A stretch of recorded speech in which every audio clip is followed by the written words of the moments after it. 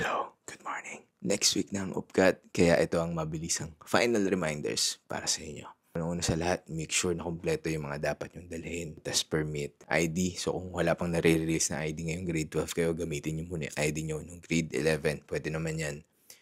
Of course, pencil, natasahan na. Snacks, walang time allotted for break. Kaya kakain kayo during exam. Pero maging wise sa pagkain ng snacks. Huwag tayo magdala ng chicharon. Nag-exam kayo dun tapos may ngumangata ng chicharon. Tapos huwag na rin kayo magdadala ng suka.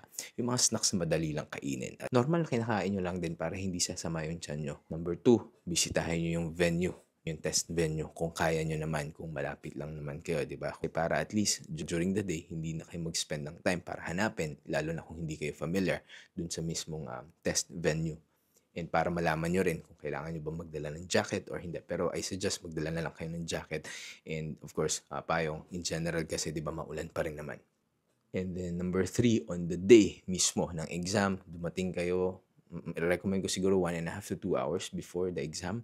Dahil expect nyo na heavy traffic. And of course, sobrang daming estudyante, may mga magulang din paminsan. And then, number 4, may mga nagtatanong, Sir, paano kung hindi ako pwede sa araw ng exam? Pwede po bang magpalit ng schedule? O kaya, hindi muna ako magte-take ng UPCAT, in the next year ko na lang? Ang answer, hindi. Hindi mag-a-adjust si UP para sa inyo.